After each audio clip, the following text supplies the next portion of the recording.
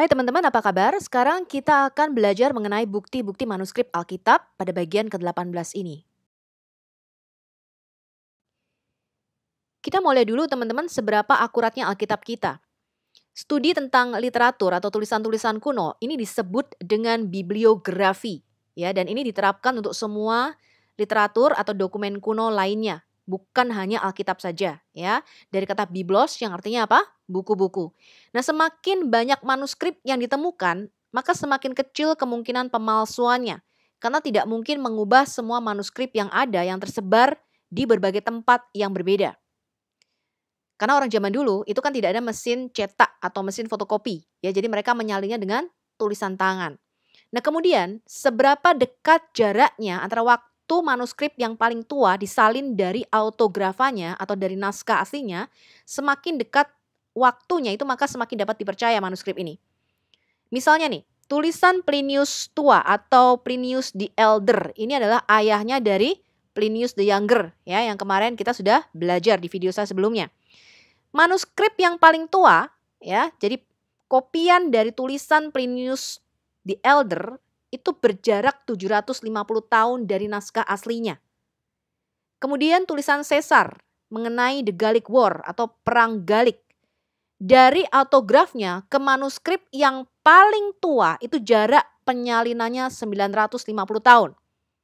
Kemudian tulisan-tulisan Plato, teman-teman. Kopiannya itu disalin 1300 tahun kemudian. Wow, jaraknya jauh banget ya. Kemudian tulisan Aristoteles itu disalin 1400 tahun kemudian. Tulisan Sophocles itu disalin 1400 tahun ya dari autografanya. Euripides itu 1500 tahun. Catullus itu jaraknya 1600 tahun dari autografanya. Manuskrip Alkitab kapan, teman-teman? Yang paling tua itu berjarak kurang lebih 50 tahun. Bahkan ya bisa lebih dekat dari itu. Kalau kitab Wahyu itu ditulis kira-kira akhir tahun 90-an ya. Begitu juga dengan Injil Rasul Yohanes itu kira-kira 80-an sekian lah ya. Tahun 125, 130 itu sudah ditemukan salinannya. Jadi hanya berjarak berapa tuh, nggak sampai 50 tahun. Sudah ada manuskripnya, teman-teman. Nah, sekarang kita lihat keakuratan daripada Alkitab kita.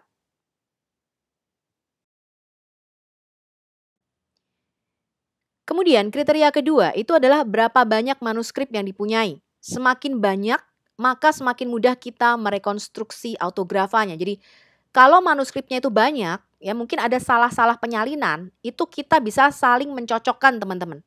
Oh, ternyata yang benar adalah manuskrip yang ini. Kemarin kita sudah melihat perbandingannya ya. Misalnya nih, Taurat Samaria menulisnya Gunung Gerizim.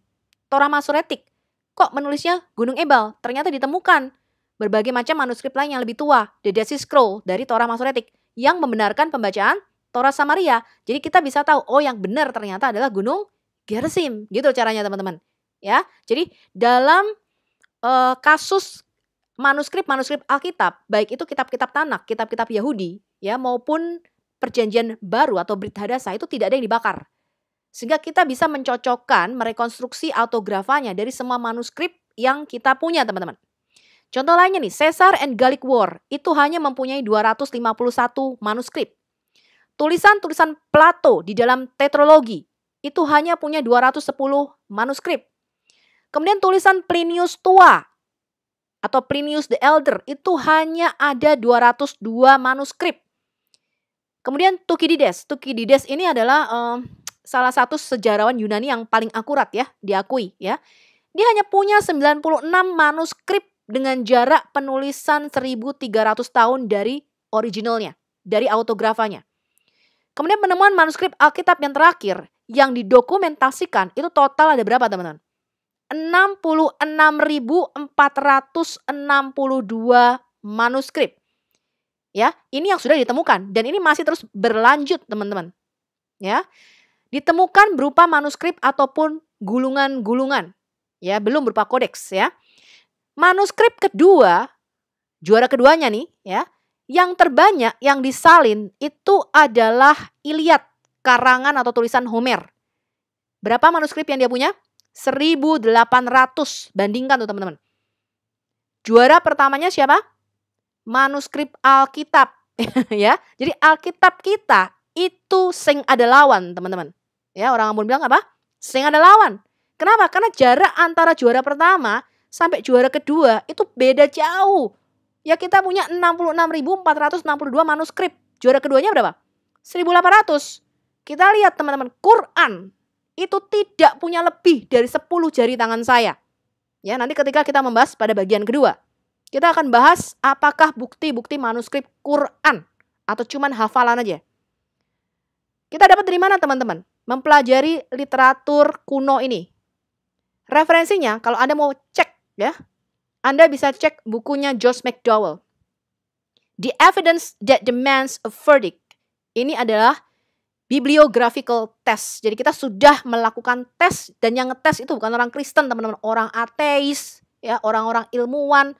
Ya, jadi secara objektif. Nah, jadi kalau kita bicara, kita harus pakai apa? Data dan bukti.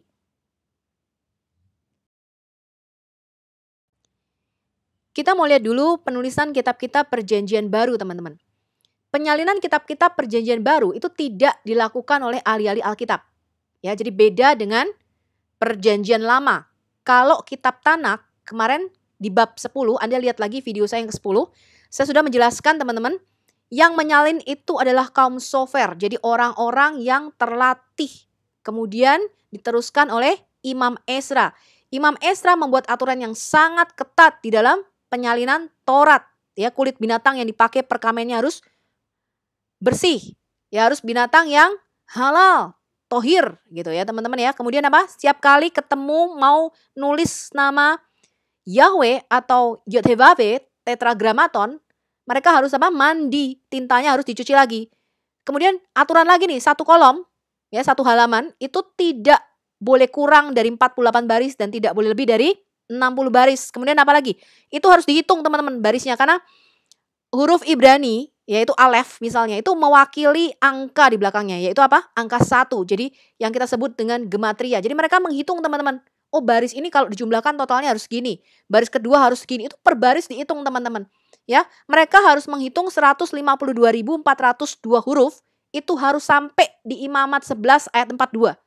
Dari Imamat 11 ayat 42 itu dihitung lagi teman-teman. Harus 152.402 huruf sampai kitab Ulangan yang terakhir teman-teman. Ya, jadi itu mereka sudah ada kode-kodenya. Ya, aturan-aturan yang begitu ketat, ya. Kemudian aturan-aturan dari Imam Ezra ini diteruskan oleh kaum Masorah, ya, kaum Masoretik. Nah, itu pun masih ada salah-salahnya, ya kan? Makanya kita bisa bandingkan dengan beberapa manuskrip yang ada. Nah, kalau Alkitab Perjanjian Baru itu kebanyakan adalah kaum awam yang menyalinya untuk kepentingan pribadi. Jadi misalnya surat Rasul Paulus, ya, cuman satu. Nah, jemaat yang lain mau pinjem dong, aku salin jadi supaya aku juga punya kopiannya. Nah, mereka menyalinya tuh kadang-kadang di gua-gua katakom, teman-teman. Ya, gua-gua katakom itu adalah gua tempat kuburan. Jadi kalau orang zaman dulu kan dikuburnya di kubur batu tuh. Ya, karena apa? Menghindari penganiayaan. Ya, jadi pembakaran manuskrip itu tidak pernah terjadi di dalam sejarah Alkitab. Yang membakar itu adalah orang Romawi, teman-teman. Jadi kalau ketahuan mereka punya salin itu mereka ngumpet-ngumpet, ya, ngumpet-ngumpet supaya nggak ketahuan kalau mereka apa? Menyalin Injil, menyalin surat-surat para rasul, ya. Perjanjian Baru ini teman-teman ya, kita itu mempunyai 5.838 manuskrip dan potongan papirus dalam bahasa Yunani ya. Ini baru bahasa Yunani saja. Nah, bahasa Yunani agak beda sama bahasa Ibrani. Jelas A, I, U, E, O-nya ya. Kemudian ada 10.000 lebih itu di dalam bahasa Latin Vulgate ya. Dan 9.300 itu macam-macam teman-teman. Ada bahasa Syria, Slavik, Gotik, Etipik, Koptik, Armenian ya. Nah, total manuskrip Perjanjian Baru itu kita punya 24.362 manuskrip yang kita bisa banding-bandingkan untuk merekonstruksi autografanya kitab Injil dan Perjanjian Baru. Penemuan terbaru, total seluruh manuskrip Perjanjian Lama, Tanak, dan Brit Hadasa adalah 66.462 manuskrip. Alkitab itu merupakan literatur kuno nomor 1 Ya, jadi kalau Anda tidak percaya tulisan yang ada di Alkitab, ya, masalah Anda beriman akan isinya itu masalah yang beda. Tapi keasliannya kalau Anda tidak percaya, ya itu berarti Anda tidak pernah tahu sejarah dunia masa lampau, teman-teman. Karena tulisan Plato, tulisan Caesar, itu manuskripnya jauh di bawah Alkitab kita. Berarti kita nggak bisa tahu tuh, ya, tentang sejarah dunia kuno, teman-teman. Tulisan-tulisan mereka kita nggak pernah tahu. Plinius the Elder, Plinius the Younger, ya, Josephus apalagi. Itu kita nggak akan pernah bisa percaya tulisan mereka kalau Anda nggak percaya keaslian Alkitab, karena jauh, ya, jumlahnya aja udah jauh sekali. Masalah Anda beriman akan isinya itu masalah yang beda, ya, kalau kita bicara iman. Bahkan meskipun jika semua manuskrip itu hilang, kita ini mempunyai kutipan bapak-bapak gereja mula-mula, teman-teman. Ya, jadi tulisan Hippolytus, tulisan Irenaeus, tulisan Polikarpus, ya, murid-murid para rasul itu masih ada, teman-teman. Nah, bapak-bapak gereja kita itu mengutip ayat-ayat yang ada di dalam Injil maupun surat-surat Rasul Petrus, Rasul Paulus maupun Rasul Yohanes. Total ada 86.489 kutipan. Ini lebih dari 1 juta kata. Jadi kalau kita nggak punya semua manuskrip tadi, ya, 66.400 something itu nggak ada, hilang nih, dibakar semua. Kita itu bisa merekonstruksi Alkitab Perjanjian Baru kita dari kutipan-kutipan bapak-bapak gereja awal. Semuanya kecuali 11 pasal dari seluruh Alkitab Perjanjian Baru kita. Manuskrip Perjanjian Baru ini nomor 1 terakurat dan terpercaya di antara semua tulisan kuno yang ditulis tangan. Juara keduanya siapa, teman-teman? Iliad, karya Homer, ya. Ini dengan 1.800 manuskrip. Nah, kita bisa melacak sejarah gereja dari abad-abad awal. Seperti misalnya nih, siapa penulis kitab Matius? Kemarin saya sudah jelaskan, Rasul Matius adalah murid Yesus si pemungut cukai. Saya sudah tunjukkan, kita punya tulisan bapak-bapak gereja kita, salah satunya Hippolytus, ya. Kemudian Yohanes, Rasul Yohanes itu menulis apa? Injil Yohanes, surat kepada jemaat, dan kitab Wahyu. Kemudian Yohanes Markus, penulis Injil Markus, ini kemenakan Barnabas, murid Rasul Petrus, teman seperjalanan Paulus, dan termasuk dari ring 2, ya, 70 murid Yesus yang ada di Lukas 10. Kemudian Lukas sendiri, tabib Lukas, ini adalah satu-satunya penulis Injil dan kisah para rasul yang keturunan Yunani. Dan tabib Lukas itu termasuk ring 2. Jadi murid yang dikatakan 70 orang, ya, ring 2-nya murid Yesus. Jadi mereka semua tuh saksi-saksi mata, teman-teman. Ya. Nah, semua penulis Alkitab itu merupakan keturunan Yahudi, kecuali Lukas yang seorang Yunani dan juga seorang tabib. Jadi gak benar kalau Brit Hadasah itu adalah kitabnya non-Yahudi. Yang nulis aja orang Yahudi kok semuanya. Ya. Iya, ini kita ambil dari bukunya Josh McDowell, ya, The Evidence That Demands a Verdict. Jadi Josh McDowell itu adalah seorang ateis. Dia tuh mau membuktikan kekristenan itu cuma dongeng, tahayul, ya, nggak bisa dipercaya. Jadi dia melakukan penelitian, namanya aja orang ateis, kan selalu mengandalkan logika. Ya, ketika dia melakukan penelitian-penelitian ini, teman-teman, dia akhirnya apa? Setelah mengumpulkan semua bukti-bukti, dia mengatakan, aku harus membuat keputusan, aku harus membuat verdict, katanya. Aku mau percaya dengan bukti-bukti ini atau aku mau mengingkari bukti-bukti yang ada di depan mataku ini. Ya, di situ saya sertakan linknya, teman-teman, ya.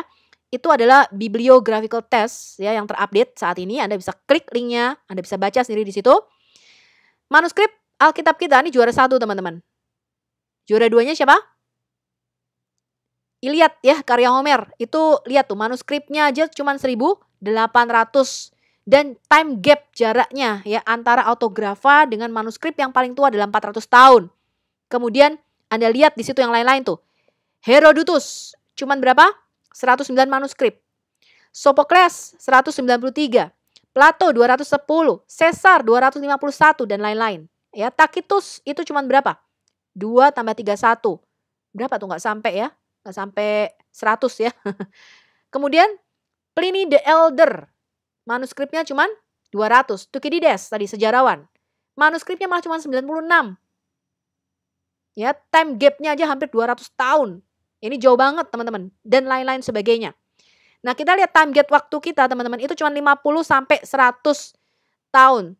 Ya, manuskrip yang tertua ditemukan adalah tahun 130, itu sudah ditemukan salinan paling tuanya. Nah, kita lagi menunggu kayaknya di The Dead Sea Scroll ditemukan Injil Markus, ya potongan Injil Markus. Nah, nanti kita lihat aja apakah akan diumumkan apa enggak ya oleh para ilmuwan.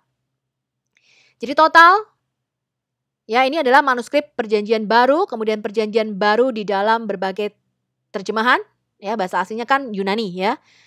Total 42.000 lebih itu Alkitab Perjanjian Lama. Jadi total kalau digabungkan teman-teman 66.362 manuskrip ya Perjanjian Lama maupun Perjanjian Baru.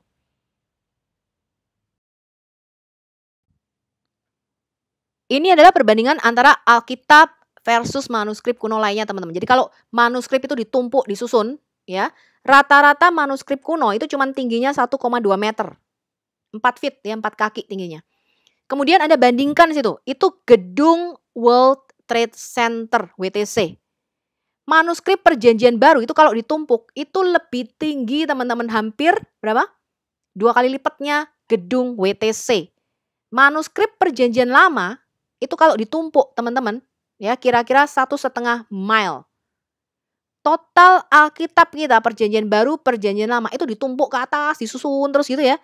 Itu tingginya kira-kira 2,5 mile teman-teman. 4.000 meter lebih. Ya itu Anda lihat tuh perbandingannya.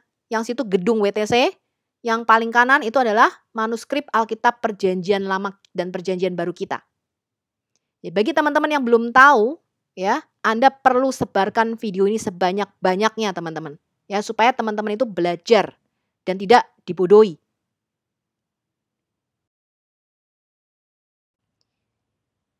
Jadi dari mana Alkitab kita ini dibentuk teman-teman?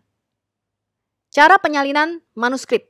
Misalnya autografanya atau tulisan aslinya, ya misalnya Injil Matius. Matius itu menulis demikian teman-teman. Kasihilah musuhmu dan berdoalah bagi mereka yang menganiaya kamu. Ini kata-kata Yesus ya.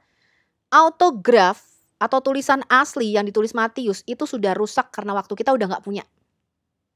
Tetapi kita mempunyai manuskrip yang jumlahnya ribuan tadi loh teman-teman. Misalnya nih, manuskrip pertama itu juga rusak. Kasihilah M terus hurufnya hilang. Dan B hilang. Bagi mereka yang hilang gitu ya. Tapi ditemukan manuskrip lainnya teman-teman. Kasihlah musuhmu dan B hilang bagi hilang yang menganiaya kamu. Oh kita tahu. M-nya tadi terusannya kira-kira kata-katanya apa? Kasihlah musuhmu. Ya sama seperti kemarin kita merekonstruksi kitab Samuel dan kitab Raja-Raja. Kemudian ditemukan manuskrip lainnya. K hilang rusak nih musuhmu dan berdoalah bagi rusak lagi nih yang belakang. Tapi kita sudah menemukan satu potongan lagi. Kemudian ditemukan lagi manuskrip keempat. K hilang musuhmu dan berdoalah bagi mereka hilang semua. Tapi kita dari keempat manuskrip ini kita bisa merekonstruksi kata-kata Yesus ini. Oh berarti autografanya itu mau menulis kasihlah musuhmu dan berdoalah bagi mereka yang menganiaya kamu. Gitu caranya teman-teman ya. Jadi bagaimana kita merekonstruksi manuskrip Alkitab kita teman-teman. Kalau manuskrip tadi hilang, ya 66.000 yang tingginya melebihi gedung WTC tadi, kita itu masih mempunyai catatan bapak-bapak gereja awal kita. Seperti Polikarpus, Uskup Smyrna, ini adalah murid langsung dari Rasul Yohanes. Kemudian Ignatius dari Antiok, Uskup Antiok, ini muridnya Rasul Yohanes. Irenaeus, Uskup Prancis, ini murid Polikarpus. Clement dari Alexandria, Tertullian dan Origen, juga bapak-bapak gereja lainnya. Nah kita bisa merekonstruksi dari catatan mereka.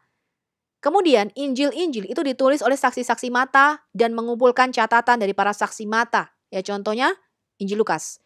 Dengan ditemukannya lebih banyak manuskrip Perjanjian Baru, maka Alkitab kita yang sekarang ini sudah intact, tidak berubah. Ya, dan kita bisa merekonstruksi autografanya 99%. Ini Perjanjian Baru ya yang saya katakan. Hanya 1% kalimat yang masih diragukan apakah termasuk autografnya atau hanya komentar penyalinya, catatan tambahan ya atau glosarinya. Karena kalau orang dulu kan gak ada stabilo ya teman-teman ya. Jadi antara komentar, glosari, catatan tambahan atau penafsirannya itu sama naskah aslinya tuh gak bisa dibedakan. Jadi kalau satunya salah yang nyalin juga pokoknya disalin semua apa adanya gitu ya. Nah, di dalam Alkitab terjemahan bahasa Indonesia, kalimat yang misalnya tidak ada di dalam manuskrip yang lebih tua itu dimasukkan di dalam tanda kurung. Jadi kalau Anda baca Alkitab LAI kita, ada kalimat-kalimat yang dikasih kurung, itu artinya di manuskrip yang lebih tua nggak ada, tapi di manuskrip lainnya ditemukan gitu teman-teman. Ya, misalnya tambahan pada doa Bapa kami, dan engkau yang punya kerajaan surga dari sekarang sampai selama-lamanya, itu di manuskrip satunya ada, di manuskrip lainnya nggak ada. Ya, jadi misalnya ada 3 kesaksian yang memberi kesaksian di surga, Bapa, Firman, dan Roh Kudus. Dikasih dalam kurung, ketiganya adalah satu. Nah, dalam kurungnya ini di beberapa manuskrip ada, di manuskrip lainnya nggak ada. Gitu teman-teman, ya. Nah, ini yang dinamakan textual criticism atau studi tentang kritik teks. Ini sudah dilakukan oleh Alkitab. Alkitab lolos. Bagaimana dengan Quran?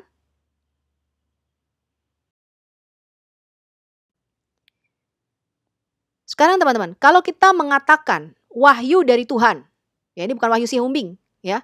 Perlu saksi nggak sih? Siapa sih saksi-saksi mata? Rasul Petrus itu menulis di dalam 2 Petrus 1 ayat 16. Sebab kami tidak mengikuti dongeng-dongeng isapan jempol manusia ketika kami memberitahukan kepadamu kuasa dan kedatangan siapa? Tuhan kita Yesus Kristus sebagai Raja. Tapi kami adalah saksi mata dari kebesarannya. Jadi siapa yang menulis? Saksi mata. Rasul Yohanes berkata di dalam Yohanes 20 ayat 30 sampai 31. Memang masih banyak tanda lain yang dibuat Yesus di depan mata murid-muridnya yang tidak tercatat di dalam kitab ini. Tapi semua yang tercantum di sini telah dicatat supaya kamu percaya bahwa Yesuslah Mesias Al-Masih, Anak Allah, dan supaya kamu oleh imanmu memperoleh hidup di dalamnya.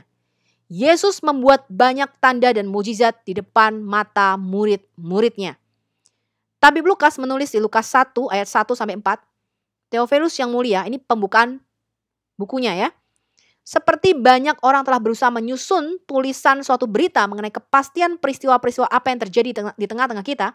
Seperti yang telah mereka sampaikan kepada kita, yang dari semula merupakan saksi-saksi mata dan pelayan firman. Karena itu setelah aku menyelidiki dengan teliti dari mulanya, aku mengambil keputusan untuk membukukannya secara teratur bagimu.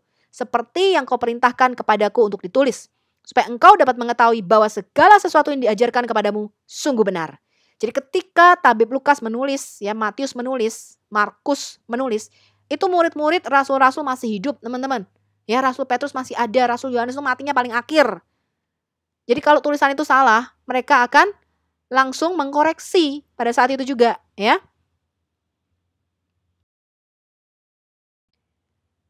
Kemudian saksi-saksi mata di luar para rasul. Di Kisah Rasul 2 ayat 22 sampai 24. Rasul Petrus mengatakan demikian, "Hai orang-orang Israel, dengarlah perkataan ini. Yang aku maksudkan ialah Yesus dari Nazaret, seorang yang telah ditentukan Allah dan yang dinyatakan kepadamu dengan kekuatan dan mujizat dan tanda-tanda yang dilakukan oleh Allah dengan perantaraan Dia di tengah-tengah kamu seperti yang kamu tahu." Jadi Rasul Petrus itu berdiri di tengah ribuan orang dan dia berkata, Yesus ini loh yang melakukan kuasa, mujizat, tanda-tanda di depan matamu. Kalau Yesus tidak benar-benar melakukan tanda-tanda kuasa dan mujizat, ya, kemudian yang kamu matikan, yang kamu bunuh, ya, dia diserahkan oleh Allah menurut maksud dan rencananya, telah kamu salibkan dan kamu bunuh. Loh, Rasul Petrus menuduh apa? Kamu bunuh dia dengan tangan bangsa-bangsa durhaka, tangan Romawi.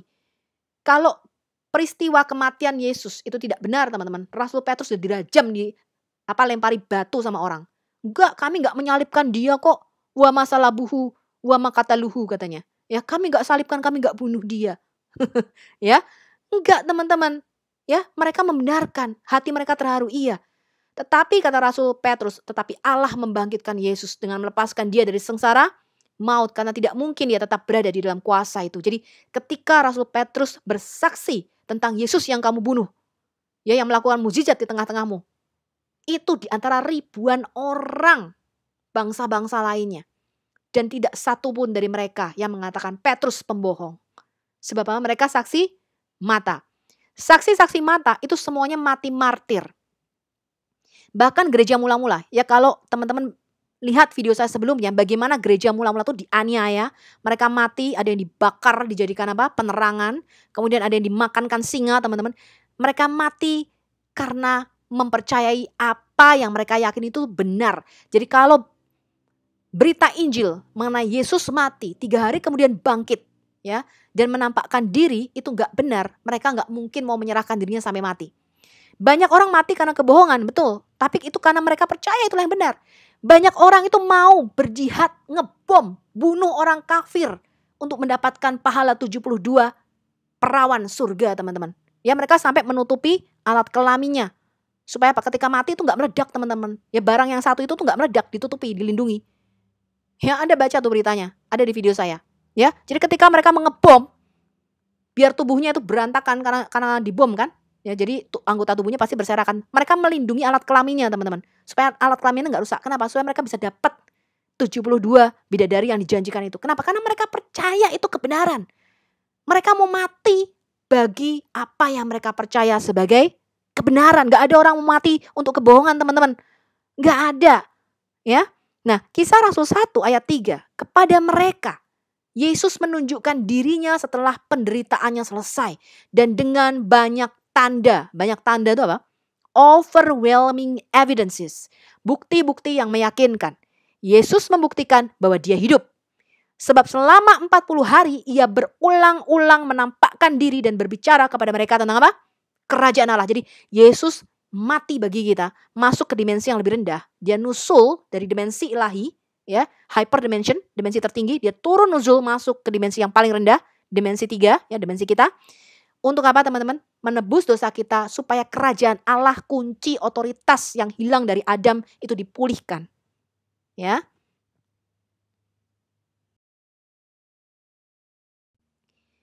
Jadi dasar iman Kristen itu bukan dongeng. Ya, bukan dongeng, bukan iman yang buta. Kita mempunyai solid evidence, dasar yang kuat. Berdasarkan apa, teman-teman? Saksi-saksi mata, eyewitnesses, evidences, pembuktian, signs and wonders, tanda-tanda dan mujizat. Hal ini berbeda dengan klaim Quran. Ya, Quran mengklaim firman Allah itu eternal, tidak berubah, kekal, ada di lauh mahfudz, ya, dengan umul kitab. Jadi Quran itu mempunyai ibu, teman-teman. Namanya ibu dari segala kitab, ya. Umul kitab namanya. Ya, jadi kalau Yesus itu punya bapa di surga, Yesus sang firman itu punya bapa di surga. Quran sang firman itu punya ibu di surga, teman-teman. Namanya umul kitab. Ya. Quran mengklaim dia merupakan firman Allah yang kekal, diturunkan, tidak berubah, tanpa campur tangan manusia, didiktekan, diklaim oleh Muhammad sendiri tanpa saksi dan tanpa mujizat dan tanda-tanda. Jadi kesaksian dan nubuatan para nabi itu tidak boleh saling bertentangan satu sama lain. Makanya saya mengatakan apa? Tanak Alkitab Perjanjian Lama dengan Perjanjian Baru Brit Hadasah itu kok bisa disatukan jadi satu buku gitu. Jadi kalau Anda baca tuh nggak bingung. Betul ya? Jadi di Alkitab Perjanjian Lama itu merupakan apa? Bayang-bayang dari apa yang akan digenapi oleh Yesus di Perjanjian Baru. Jadi ketika Anda membaca peristiwa Paskah, loh mereka kok harus meletakkan tangannya di atas domba, mengaku segala dosanya, kemudian harus ada korban darah. Kemudian Yesus mengatakan inilah darahku. Oh, berarti ini nyambung, ini connect. Yesus itu menggenapi. Dia adalah apa? Anak domba Paskah, nyambung. Tapi begitu Anda baca Quran, wa ma qataluhu wa ma salabuhu. Lah, ini kan enggak nyambung, enggak connect. Jadi kalau pewahyuan itu berasal dari satu Tuhan yang sama, maka kesaksian dan nubuatan para nabi itu tidak boleh saling bertentangan. Ya, karena Tuhan kemarin bicara apa tandanya? Kalau ini firman dari aku, kamu harus tahu tandanya. Tandanya apa, teman-teman? Nubuatan itu pasti terjadi. Jadi kalau seorang nabi tidak punya nubuatan, itu tidak bisa disebut seorang nabi.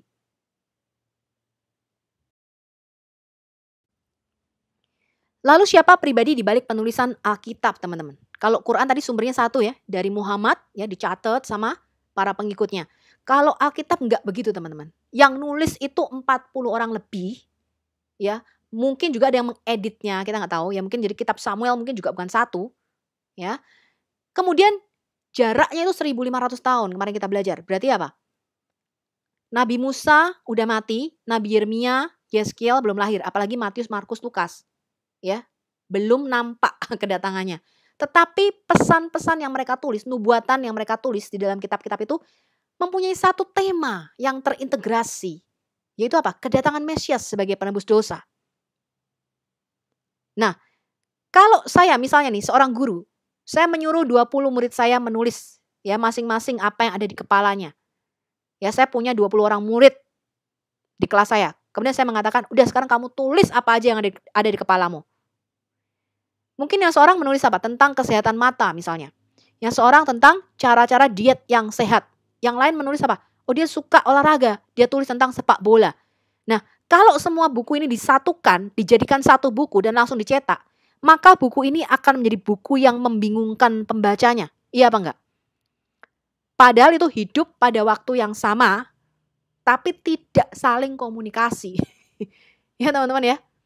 Ya kan? Suka-suka dia nggak boleh ngobrol nih, kamu nulisnya tentang apa ya? Aku nulisnya enggak, pokoknya suka-suka kamu tulis aja sendiri. Dijadikan satu buku, pembacanya bingung nih. Loh, baru bicara masalah jantung kok. Yang kedua bicara masalah diet, apa hubungannya di jantung sama diet?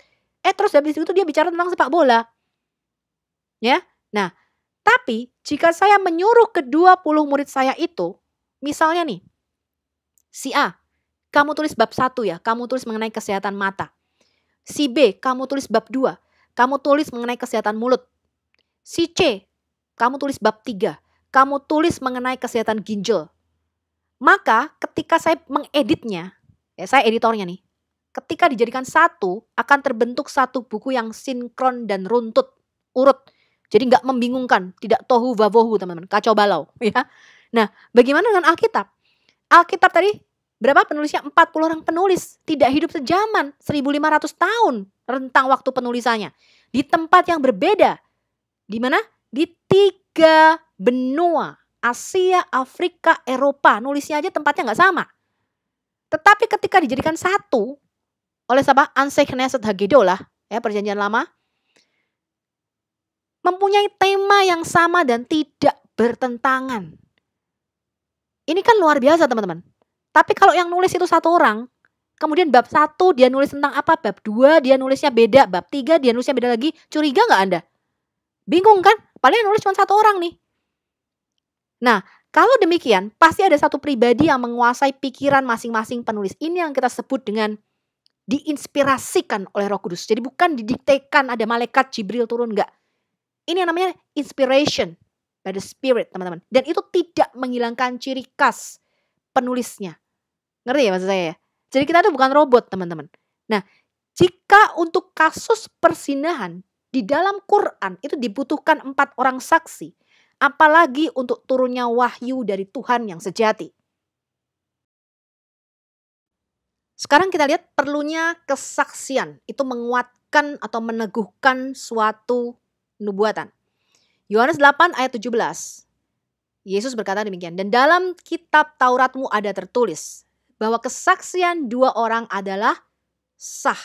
Jadi kalau misalnya ada 1 orang nuduh, kamu ini mencuri. Tapi gak ada saksinya teman-teman. Lalu bagaimana nih kita bisa percaya? Ya enggak? Enggak mungkin kan? Harus ada saksi-saksinya. Untuk apa? Menetapkan suatu perkara. Dan kitab Taurat berkata apa? Harus minimal ada 2. Kalau enggak 2 enggak sah. Ya. Nah, di Yesaya 44 ayat 6-8. Ini firman Yahweh sendiri. Raja dan penebus Israel, Yahweh semesta alam. Akulah yang terdahulu dan akulah yang terkemudian. Artinya akulah yang awal dan akulah yang akhir. Ya, tidak ada ilah selain daripada aku. Siapakah seperti aku? Biarlah ia menyerukannya, biarlah ia memberitahukannya dan membentangkannya di hadapanku. Siapakah yang mengabarkan dari dahulu kala hal-hal yang akan datang? Jadi siapa yang bisa bernubuat? Hanya Tuhan. Tuhan itu nabi sejati, ya. Apa yang akan terjadi? Biarlah mereka memberitahukannya kepadamu.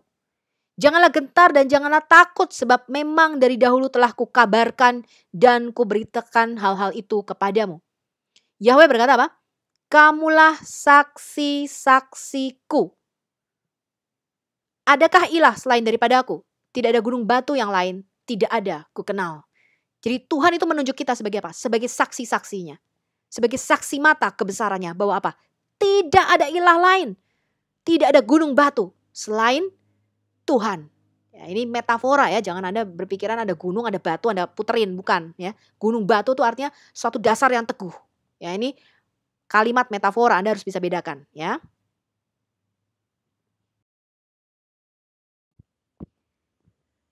Tulisan Alkitab itu kita percaya diinspirasikan oleh Roh Kudus. Apa maksudnya diinspirasikan? 2 Timotius 3 ayat 16. All scriptures, segala tulisan atau kitab-kitab suci itu diilhamkan, inspired by God. Ya. Memang bermanfaat untuk mengajar, untuk menyatakan kesalahan, untuk memperbaiki kelakuan dan untuk mendidik orang dalam kebenaran. Diilhamkan atau inspire itu namanya theopneustos atau dinafaskan oleh Allah. Jadi seluruh kitab suci itu dihembusi, diilhami oleh Roh Kudus. Nah, Roh Kudus ini adalah pribadi ketiga ya di dalam Allah sendiri yang diasosiasikan dengan apa? Pemberi kehidupan atau hembusan nafas. Jadi semua yang berkaitan dengan ruah itu selalu berkaitan dengan apa? Angin, berkaitan dengan huruf kelima hei ya dalam bahasa Ibrani dan selalu berkaitan dengan hembusan nafas. Maka Tuhan meniupkan nafas hidup ke dalam lubang hidung Adam. Ketika Yesus belum terangkat ke surga, dia menampakkan diri kepada para muridnya. Yesus berkata apa? Terimalah Roh Kudus. Lalu Yesus menghembusi mereka ya dengan nafasnya. Jadi Roh Kudus itu adalah hayat ilahi, nafas ilahi, hidup ilahi. Roh itu kekal. Jadi kalau Allah itu nggak punya roh, itu namanya is dead, ya mati. Di 2 Samuel 23 ayat 1 sampai 2. Inilah perkataan Daud yang terakhir, tutur kata Daud bin Isai dan tutur kata orang yang diangkat tinggi, orang yang diurapi Allah Yakub. Pemazmur yang disenangi di Israel. Dikatakan gini, ruah Yahweh, roh Tuhan berbicara dengan perantaraanku. Firman-Nya ada di lidahku. Jadi sekalipun kitab Mazmur itu ditulis oleh Daud, tapi jelas bahwa Roh Kudus yang mengilhamkan penulisan tersebut. Hal ini dikonfirmasi oleh Rasul Petrus di kitab Kisah Para Rasul.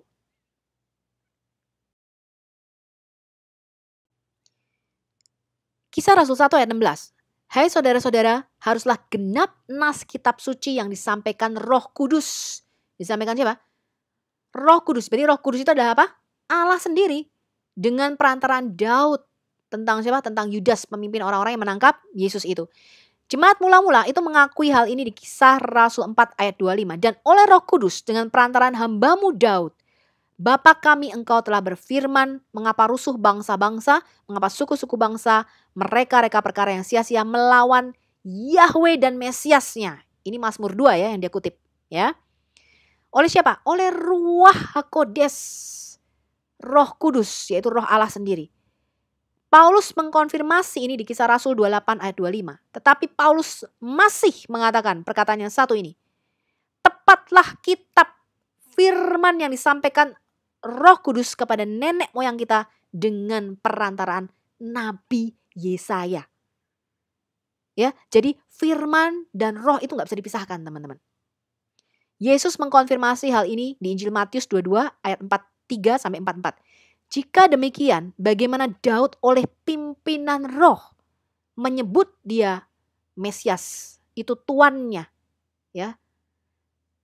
Daud menyebut Mesias itu tuannya, kuriosnya. Jika dia sang Mesias adalah anaknya pula. Jadi Yesus mengutip Mazmur 110 ayat 1. Jadi nabi-nabi itu menulis kitab, tapi sebenarnya yang mengilhamkan adalah Roh Kudus.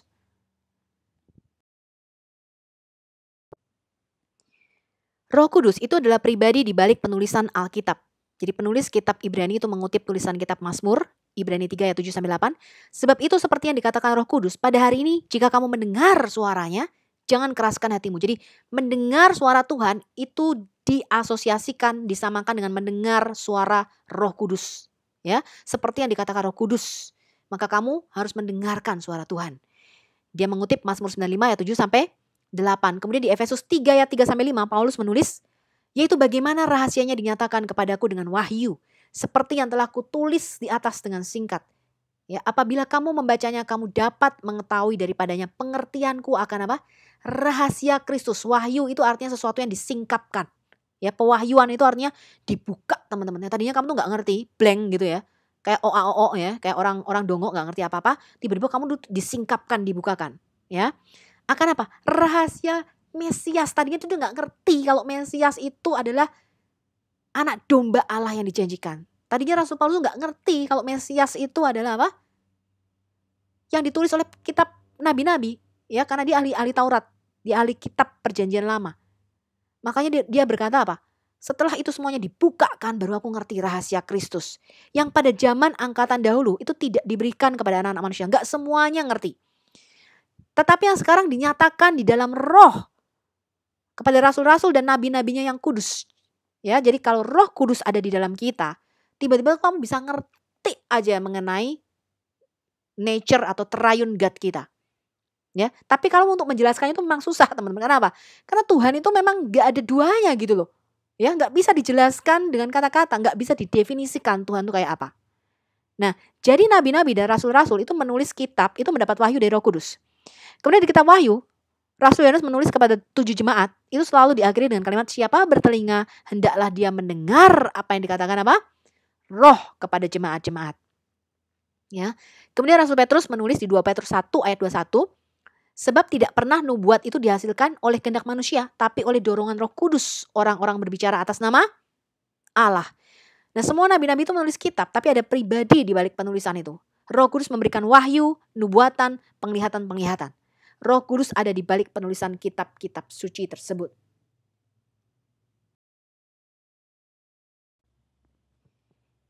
Yesus itu hidup di dalam nubuatan, teman-teman. Ya, kalau mungkin dari kita atau Anda ada yang hidup dari kecelakaan, kalau Yesus itu enggak, teman-teman. Sudah direncanakan kelahirannya itu berabad-abad sejak sebelum dunia dijadikan. Ya, jadi sudah direncanakan dia bakal mati, matinya caranya kayak apa itu sudah tahu. Ya, sudah direncanakan dia bakal bangkit pada hari ketiga itu sudah tahu, teman-teman. Jadi Yesus itu hidup di dalam nubuatan, dia living out the prophecy. Markus 14 ayat 49, Yesus berkata, tetapi haruslah digenapi yang tertulis apa? Di dalam tanak, di dalam kitab suci. Yohanes 13 ayat 18, Yesus berkata lagi nih, tapi haruslah genap nas ini. Orang yang makan rotiku telah mengangkat tumitnya terhadap aku. Dia akan dikhianati oleh teman dekatnya. Sudah dinubuatin, teman-teman. Yohanes 17 ayat 12 kata Yesus, supaya genaplah yang tertulis dalam kitab suci. Matius 26 ayat 54 kata Yesus, jika begitu, bagaimanakah akan digenapi yang tertulis dalam kitab suci yang mengatakan bahwa harus terjadi demikian? Yohanes 15 ayat 25, tetapi firman yang ada tertulis dalam kitab Taurat mereka harus digenapi. Mereka membenci aku tanpa alasan, kata Yesus. Yohanes 5 ayat 39 sampai 40. Yesus berkata demikian ya. Kamu ini menyelidiki kitab-kitab suci sebab kamu menyangka bahwa olehnya kamu mempunyai hidup yang kekal. Tapi walaupun kitab-kitab suci itu memberi kesaksian tentang aku, menulis tentang aku, namun kamu tidak mau datang kepadaku untuk memperoleh hidup itu, kata Yesus.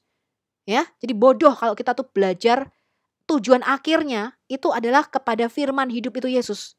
Makanya pertanyaan insan mokoginta itu adalah kebodohan yang luar biasa. Saya bingung kalau dia dulu sekolah pastor itu sekolah teologinya di mana.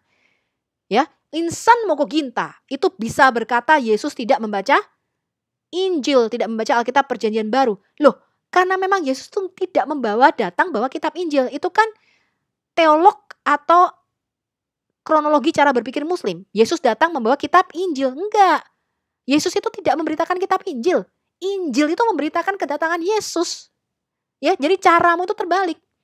Ya, jadi kitab-kitab Taurat, kitab para nabi, kitab Zabur itu memberitakan kedatangan Yesus. Kitab Injil itu menulis bahwa nubuatan di Perjanjian Lama itu sudah digenapi. Itu adalah biografinya Sang Mesias. Jadi Yesus tuh gak datang bawa kitab Injil. Nah, saya tuh agak bingung loh kalau pastor, ya apalagi yang katanya S3 Vatikan, ada yang ngaku-ngaku S3 dari Vatikan, itu bisa cara berpikirnya seperti itu. Saya bingung nih. Saya bingung loh, terus sekolahnya tuh di mana gitu loh ya. Kalau saya jadi dosennya kok saya malu ya. Nah, kelahiran Yesus, kehidupannya, kematiannya, kebangkitan Yesus, kedatangan yang pertama dan kedatangan yang kedua, itu dinubuatkan di dalam Tanak. Ya, atau kitab-kitab suci Perjanjian Lama. Jadi Yesus itu tidak datang membawa kitab Injil, teman-teman. Tapi Alkitab itu memberitakan kedatangan Yesus. Makanya Yesus itu tidak bisa disejajarkan dengan Muhammad, tetapi Yesus itu disejajarkan dengan Quran karena sama-sama sang firman. Orang Kristen percaya firman itu nuzul jadi manusia, Muslim percaya firman itu nuzul jadi kitab, jadi buku. Tanak itu memberitakan dengan detail siapa sang Mesias. Ya, dari mana dia lahir? Oh, harus dari anak Daud, ya. Enggak boleh dari anaknya Pak Joko, enggak boleh. Harus dari jalur keturunan Raja Daud. Ya. Kemudian kapan lahirnya? Di mana lahirnya? Bagaimana hidup dan pelayanannya? Kapan matinya? Bagaimana cara dia mati? Untuk apa dia mati? Dan dia harus bangkit pada hari ketiga. Nah, ini cara berpikir yang beda ya dengan Muslim. Muhammad itu datang memberitakan Quran. Jadi Anda tidak bisa memakai pola pikir Islam ketika memahami Kristen, dan Anda juga nggak bisa pakai pola pikir Kristen dalam memahami Islam. Makanya sebelum Anda berdialog, berdebat, itu Anda harus samakan dulu. Kenapa? Mereka mengatakan firman itu cuman spoken words, jadi nggak ketemu. Nah, buat kita dafar Yahweh atau memra Yahweh sang firman itu pribadi. Kita punya dalilnya, punya ayatnya gitu loh. Jadi nggak ketemu. Buat mereka Roh Kudus itu Jibril. Bu Anda tuh sampai ludahmu habis, teman-teman berbusa-busa mulutmu menjelaskan. Ya nggak masuk. Orang memang pengertiannya beda. Menurut mereka malaikat itu malaikat makhluk dua bersayap itu loh. Sayapnya ada 2, ada 6. Tapi Alkitab tidak mengatakan demikian. Malaikat itu adalah apa? Perwakilan utusan. Pembawa pesan. Jadi malaikat itu bisa juga manusia. Nanti kita lihat ya, Yakub itu mengutus malaikatnya. Bukan berarti dia mengutus makhluk bersayap. Dia tuh mengutus temennya gitu teman-teman. Itu namanya angelos. Namanya apa? Utusannya dia. Simple as that. Ya, Yesus itu utusan. Iya memang. Ya, dia diutus oleh Sang Bapa sendiri. Nah, ini terminologi yang berbeda. Misalnya kata Elohim atau Allah di dalam Alkitab. Di dalam Alkitab, Allah itu bukan sesuatu yang pribadi, tapi hakikat yang ilahi. Roh-roh jahat itu disebut Allah, ya, karena dia mempunyai kuasa di dalam dimensi roh-roh teritorial. Malaikat itu juga disebut Elohim, disebut Allah. Ya, tapi kalau kita menyebut Yahweh, kita menyebut apa? Al-Ilah. Allah yang satu itu yang paling tinggi itu disebut apa? Al-Ilah. Ha Elohim. Ho Theos. Ya. Dewa-dewa itu juga disebut Theos. Tapi Theos yang paling Theos yang paling benar namanya apa? Ho Theos. Sang dewa itu. Al-Ilah itu. Nah, ini pengertian yang beda lah. Kalau di Quran, lo Allah itu ya mesti sing ning Mekah itu teman-teman. Tidak ada yang lain. Ini beda. Ya, kemudian pengertian tentang setan. Setan itu di dalam pengertian agama-agama lain, dalam pengertian Islam, itu pasti makhluk bertanduk. Ya, matanya merah, hidungnya besar, serem, rambutnya kriwil dan keriting. Tapi Alkitab tidak mengatakan demikian. Setan itu artinya penentang. Jadi Tuhan itu bisa menjadi setanmu dikatakan. Ya, maka berdirilah malaikat itu ketika dia menemui Bileam di jalan. Aku berdiri sebagai setanmu katanya, sebagai penentangmu. Nah, ini terminologi yang berbeda pengertiannya teman-teman. Nah, ini kita harus memahami. Jadi ketika Anda membaca Alkitab agama lain, kita harus memahami cara dia berpikir. Oh, dia berpikir tuh setan itu bertanduk kok, matanya merah. Sedangkan Alkitab tuh enggak. Mertuamu tuh bisa jadi setanmu teman-teman. Ya, bisa menjadi penentangmu. Simple as that. Ya, jadi Yesus itu tidak sejajar dengan Muhammad, tapi Yesus itu sejajar dengan Quran kalau kita mau komparasi. Kristen itu percaya firman nuzul mengambil rupa manusia. Muslim percaya firman itu nuzul dalam bentuk kitab.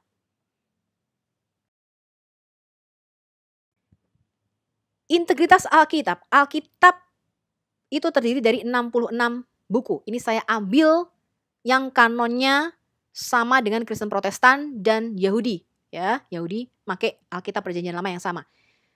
Ditulis oleh 40 orang dalam rentang waktu penulisan 1500 tahun. Ini membuktikan dua hal. Yang pertama, mempunyai satu tema pesan yang sama, yang terintegrasi dan tersebar di dalam seluruh Alkitab. Yaitu apa? Tentang penebusan oleh Mesias yang akan datang ke dalam dunia. Yang kedua, diinspirasi pasti ya oleh sesuatu atau seseorang atau pribadi di luar dimensi ruang dan waktu kita. Karena mengetahui masa depan. Tuhan berkata apa? Dari mana kamu tahu Alkitab ini firman Tuhan? Dari mana? Fulfilled prophecies, nubuatan yang digenapi. Tuhan berkata apa? Hanya aku yang tahu masa depan. I declare the end from the beginning. Aku sudah memberitakan akhir segala sesuatu dari sejak permulaan, dari sejak awalnya. Disitulah kamu tahu bahwa bukan Allah lain yang berfirman. Hanya aku.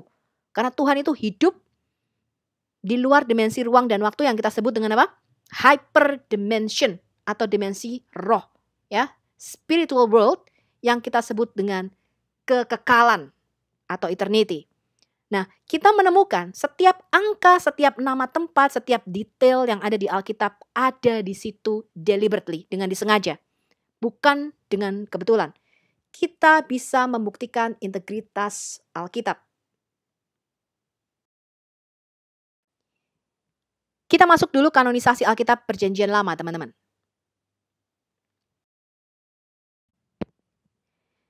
Siapa yang menetapkan kanon Tanak atau Perjanjian Lama, teman-teman? Kanon Alkitab itu adalah suatu daftar dari kitab-kitab yang dianggap sebagai tulisan suci yang berwibawa dan otoritatif oleh komunitas keagamaan tertentu. Kata kanon itu berasal dari bahasa Yunani kuno, kanon atau mistar, ya. Artinya apa? Penggaris, tongkat pengukur. Dengan kata lain adalah standarisasi. Jadi standar suatu kitab itu dikatakan suci, dikatakan otoritatif, dikatakan berasal dari Tuhan. Itu ada standarnya, ya, ada tongkat pengukurnya. Yang menetapkan Alkitab Perjanjian Lama kita, kemarin siapa?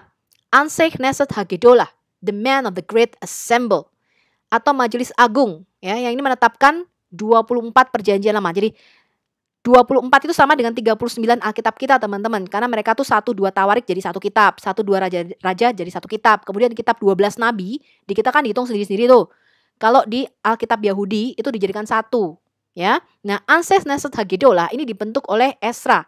Dia adalah seorang juru tulis dan juga seorang Kohen. Kohen itu seorang imam, ya. Dia keturunan dari Seraya di Ezra 7 ayat 1. Kohen Hagadol atau imam besar, dia adalah imam besar terakhir yang melayani dalam Bait Hamikdas pertama di 2 Raja-Raja 25 ayat 18. Dan dia juga teman dekat Yosua HaKohen, ya, imam besar Yosua, yang merupakan Kohen Hagadol pertama yang melayani di Bait kedua Hamikdas. 1 Tawarik 5 ayat 40 sampai 41. Ezra ini adalah kekuatan pendorong utama yang memperkenalkan kembali dan memperkuat ketaatan Taurat di Yerusalem, ya, setelah dia kembali dari pengasingan di Babel. Ini tertulis di Ezra 7 sampai 10 dan Nehemia 8. Kemudian beberapa manuskrip itu mengatakan dia itu adalah seorang Kohen Hagadol, imam besar, ya. Yang lain mengatakan dia hanya seorang Kohen, imam biasa aja katanya, ya. Tapi tidak, Ezra ini adalah seorang yang sangat terpandang pada zamannya, teman-teman, ya. Nah, namanya Ezra itu singkatan dari Asar Yahu, artinya Yah, penolongku, ya. Ezra juga menetapkan Shemoneh Esreh. Kemarin kita sudah lihat, ya. Shemoneh Esreh ini adalah sidur-sidur atau doa-doa. Shemoneh Esreh artinya itu 18, ya, ada 18 fase di dalam doa-doa tersebut. Ya, disebut juga Tefilat Ha'amidah, artinya doa dengan posisi berdiri. Makanya orang Israel itu doa sambil ngetuk-ngetuk kepalanya gitu, teman, ya, di tembok ratapan gitu, doa, ya, mereka melakukan doa-doa sidur-sidur itu dengan posisi berdiri, teman-teman. Tefilat Ha'amidah namanya, ya. Nah, ini menunjukkan postur berdiri ketika mereka mengucapkan doa-doa ini. Nah, kemudian ketika bait suci ini dihancurkan, teman-teman, bait suci kedua ini dihancurkan, mereka tidak bisa lagi mempersembahkan korban binatang, ya, korban penebus dosa dengan kambing domba. Mereka menggantinya dengan sidur-sidur atau doa-doa ini yang ditetapkan oleh Anseh Knesset Hagedolah, ya. Namanya adalah Shemoneh Esreh. Kumpulan cendekiawan ini dan Imam Ezra itu membentuk Anseh Knesset Hagedolah. Jadi minimal mereka menguasai kemarin berapa? 70 bahasa. Ini adalah cikal bakal Sanhedrin. Jadi pada zaman Yesus itu adanya Sanhedrin, ya. Ahli-ahli Taurat, orang-orang Farisi. Kemarin kita belajar anggota terakhir dari Anseh Knesset Hagedolah ini adalah Simon Hasadik, ya, Gadol Kohen, ya, imam besar. Simon Hasadik itu adalah anggota terakhir dari Anseh Knesset Hagedolah. Jadi sekitar tahun 300 sebelum Masehi, zaman Alexander Agung, ya. Mereka mempunyai wewenang dalam masalah hukum agama. Mereka mengikuti jejak 70 tua-tua yang ditasbiskan oleh Musa dan Yosua. Kemudian orang-orang dari Majelis Agung ini diberi penghargaan karena mereka membangun Yudaisme tradisional dalam bentuknya yang sekarang ini. Ya, jadi mereka mengkanonisasi atau menstandarisasi Tanak Kemudian bacaan Torah, Amidah, ya, doa-doa dengan berdiri, perayaan Purim, doa-doa di sinagog, ritual kidus dan hafdalah. Hafdalah itu adalah ritual untuk berakhirnya hari Sabat ya. Dan berbagai perayaan-perayaan lainnya. Esra dan Ansel Knesset Haggedolah yang terdiri dari 120 orang terpelajar ini berbuat lebih banyak untuk supaya Torah ini benar-benar ditaati oleh orang-orang Israel. Nabi-nabi Hagai, Sakaria, dan Maleaki itu ada di dalam Ansel Knesset Haggedolah. Talmud Megillah 17b itu mengajarkan bahwa Esra, ya, orang-orang dari Ansel Knesset Haggedolah ini menyusun 18 berkat Amidah. Tadi yang kita sebut apa? Shemone Esreh, ya. Di dalam 4 tahun pertama Bait Hamikdas kedua. Perjanjian lama itu disebut dengan Tanak atau Mikra. Tanak itu adalah akronim atau singkatan dari Torah, 5 kitab Taurat Musa, Naviim, kitab nabi-nabi, dan Ketuvim, tulisan-tulisan suci, termasuk di dalamnya Amsal dan Mazmur atau Zabur. Menurut Talmud ini komentar para rabi ya, banyak kandungan dari Tanak ini disusun oleh Ansel Knesset Haggedolah. Tugas ini selesai tahun 450 sebelum Masehi dan tidak berubah untuk seterusnya sejak saat itu. Jadi Nabi Maleaki itu yang terakhir, ya. Kanon berisi 24 kitab ya di dalam Tanak. Itu semua kitab 12 nabi kecil dijadikan satu. Hosea, Yoel, Amos, Obadya, Yunus, Mika, Nahum, Habakuk, Sefanya, Hagai, Sakaria, Maleaki. Ini disebut dalam Midras Kohelet. Ya. Urutan perjanjian lama Yahudi itu tidak sama dengan yang kita pegang. Susunan yang sekarang kita pegang itu dikanonisasi oleh Septuaginta yang menerjemahkan dari bahasa Ibrani ke Yunani. Mikra itu artinya yang dibaca. Ya. Selain itu, Rabi Yahudi itu mempunyai Torah lisan. Ya, ini disampaikan secara lisan turun-temurun dari Musa kepada Yosua, kepada para tua-tua, kemudian kepada Ansel Knesset Haggedolah. Torah lisan ini kemudian dibukukan sekitar tahun 100 ya, abad-abad kedua.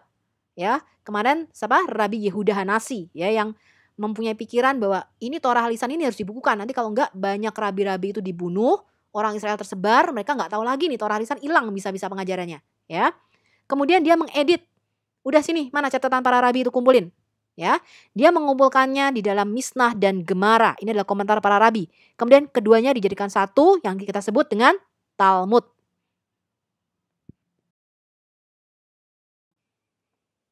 Kita lihat dulu teman-teman, Torah. Ya, ini disebut juga Pentateuch atau 5 kitab. Torat itu artinya pengajaran, ya, kitab hukum. Kitab Torah Musa atau Pentateuch 5 kitab. Yang pertama adalah apa? Bereshit. Bereshit itu artinya in a beginning. Pada awalnya, ya. Tapi ini bukan awal penciptaan segala sesuatu ya, teman-teman ya, karena langit ketiga yaitu dimensi roh itu tidak diceritakan. Ya, kitab Bereshit ini dimulai dengan penciptaan bumi, langit pertama dan langit kedua. Ya, langit ketiga bagaimana dia menciptakan surga dan malaikat-malaikatnya itu tidak diceritakan, ya. Ini kita sebut juga dengan kitab Kejadian atau Genesis ya. Shemot, Shem itu nama, Shemot nama-nama ya. Ini adalah kitab Keluaran atau Exodus bahasa Yunaninya ya, jadi bahasa Inggris Exodus gitu ya. Vaikra, Vaikra itu dia memanggil. Jadi ini nama-nama kitab ini diambil dari tulisan pertama teman-teman. Ya, kitab Kejadian dimulai dengan kalimat Bereshit bara Elohim. Ya udah nama kitabnya Bereshit gitu ya. Kitab Keluaran diawali dengan Shemot. Ya udah, kitab ini namanya Shemot gitu loh. Ya, Vaikra itu adalah kitab imamat di dalam kitab kita ya, Leviticus. Kemudian Bemidbar itu adalah padang gurun, kitab bilangan atau numbers. Kemudian Devarim, Devar itu artinya firman, ya Dafar itu firman atau perkataan-perkataan ya. Devarim ini adalah kitab ulangan atau Deuteronomi.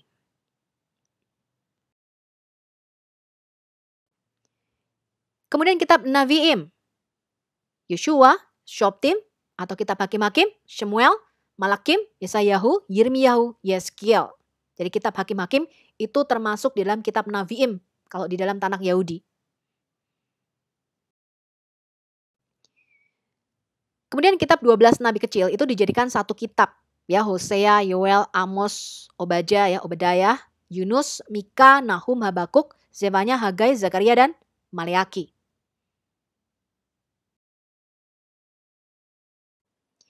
Kemudian Ketuvim atau tulisan suci secara kolektif. Ketiga kitab ini dikenal sebagai Sifrei Emet atau kitab kebenaran. Yaitu Tehilim, kitab puji-pujian yang kita sebut dengan Mazmur, ya kitab Mazmur itu disebut Tehillim. Mislei itu Amsal, Iov, kitab Ayub, ya ketiga kitab ini dinamakan Sifrei Emet. Secara kolektif dikenal sebagai Hames Megilot atau 5 gulungan. Kitab apa saja ini? Ini merupakan kitab-kitab terakhir yang dikumpulkan.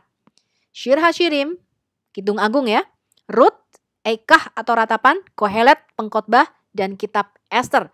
Kemudian ada kitab-kitab lain yaitu kitab Nabi Daniel, Esra, dan Nehemia. Ini jadi satu buku kalau di Tanakh orang Yahudi. Ya. Kemudian Divrei Hayamim, ya itu kitab Tawarik. Kalau di kitab kita jadi 1 dan 2 Tawarik ya, Alef Bet Divrei Hayamim. Yang ditulis dalam bahasa Ibrani dan Aramaik itu adalah kitab Daniel dan Esra.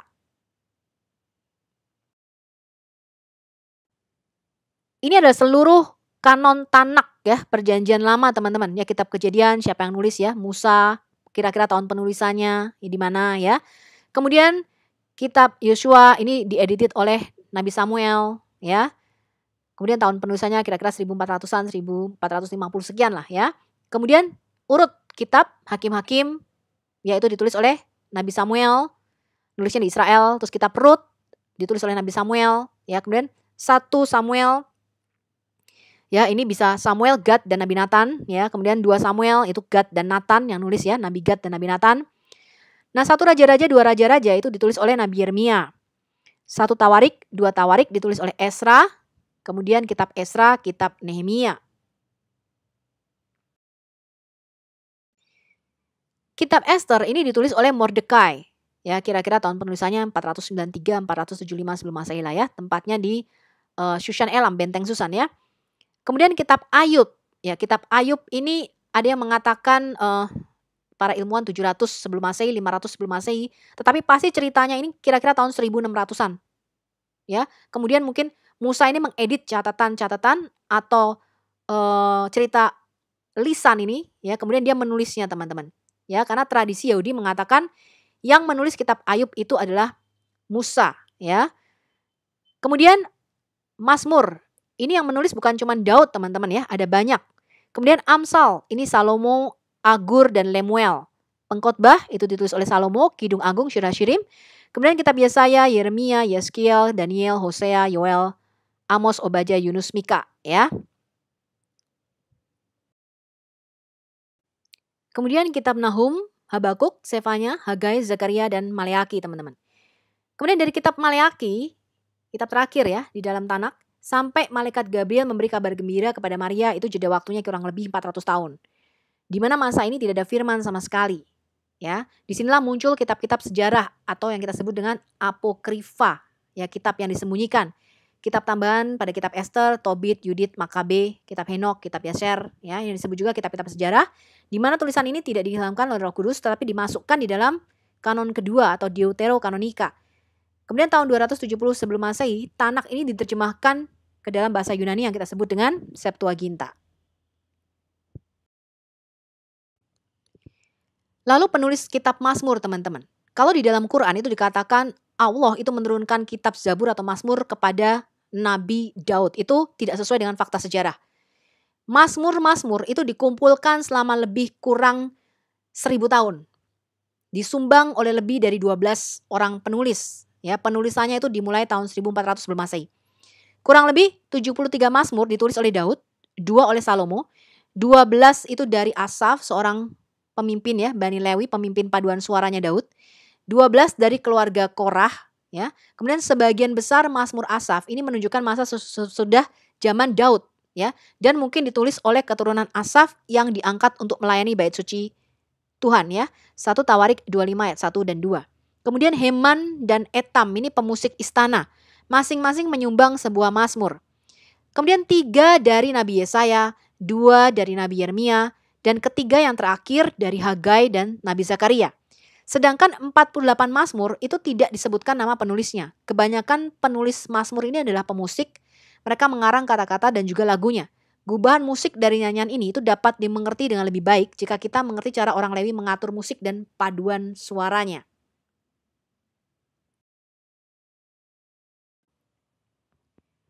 Terpeliharanya kitab-kitab perjanjian lama. Perjanjian lama itu terpelihara karena selalu ada kopiannya. Jadi manuskrip tersebut dikopi dari zaman ke zaman ya.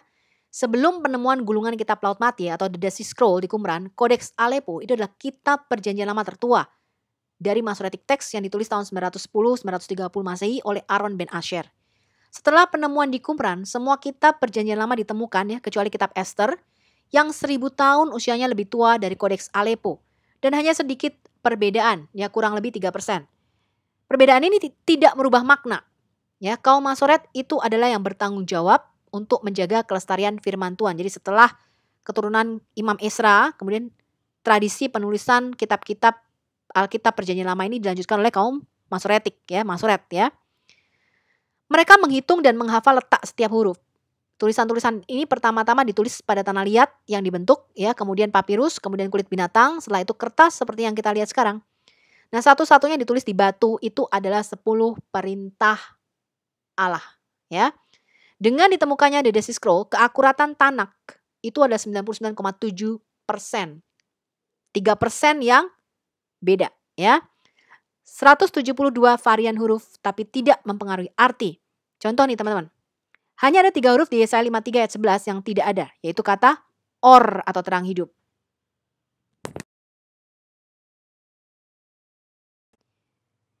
Sekarang kita melihat teman-teman, adakah kitab yang non-kanonik?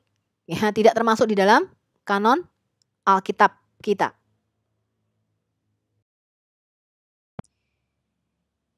Ada kitab sipil dan sejarah yang dikutip tetapi tidak diilhami Roh Kudus, dan kitab ini kita tidak bisa menemukannya sampai sekarang.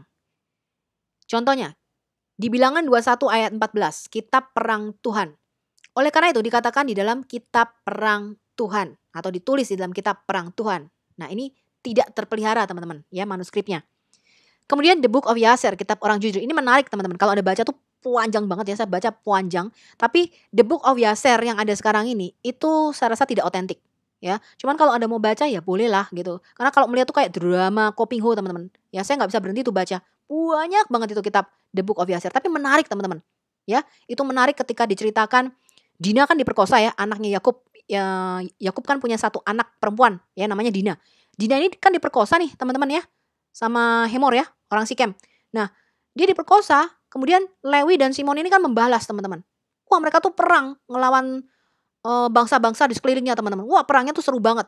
Diceritakan di situ Yehuda tuh kalau perang selalu maju paling depan.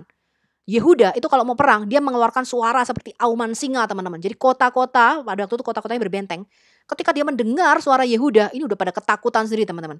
Makanya Yehuda itu disebut apa? Singa dari Yehuda itu. Jadi saya mau lihat membaca kitab The Book of Yasser tuh waduh ini benar-benar melebihi cerita silat ya teman-teman ya. Itu luar biasa. Tapi kemungkinan sih tidak otentik ya yang kita ada sekarang. Tapi The Book of Enoch itu nanti kita akan coba pelajari ya. Dikatakan demikian teman-teman, Yosua 10 ayat 13, maka matahari berhenti dan bulan berhenti sampai bangsa itu membalas diri dari musuh-musuh mereka. Apakah itu tidak tertulis dalam kitab Yasher atau kitab orang jujur ya, di dalam kitab LAI kita? Dan matahari berhenti di tengah-tengah langit dan tidak mempercepat turun sekitar 1 hari penuh. Nanti kita lihat dari sudut saintis, apakah benar? Tahun ini pernah delay 1 hari teman-teman. Catatan sejarah para raja Israel, ini juga kita nggak punya ya. Sekarang sisa dari tindakan Yosafat, pertama sampai terakhir, lihatlah semuanya itu tertulis dalam riwayat Yehu putra Hanani yang dicatat dalam kitab para raja Israel. Ini ada di 2 Tawarik 20 ayat 34. Kitab para raja Israel ini kita nggak punya. Kita cuma punya kitab Alef Bet Malakim ya, 1-2 raja-raja dan 1-2 Tawarik.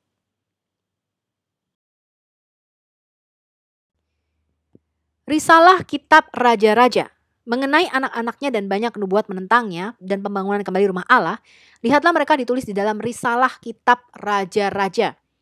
Kemudian Amasya putranya menjadi raja di tempatnya. Ini tercatat di dalam 2 Tawarik 24 ayat 27. Kemudian kitab catatan Ahasiweros. Sekarang ketika plot itu diselidiki ya, rencana jahat itu diselidiki dan ternyata demikian. Mereka berdua digantung di tiang gantungan ini Haman ya, Haman digantung ya.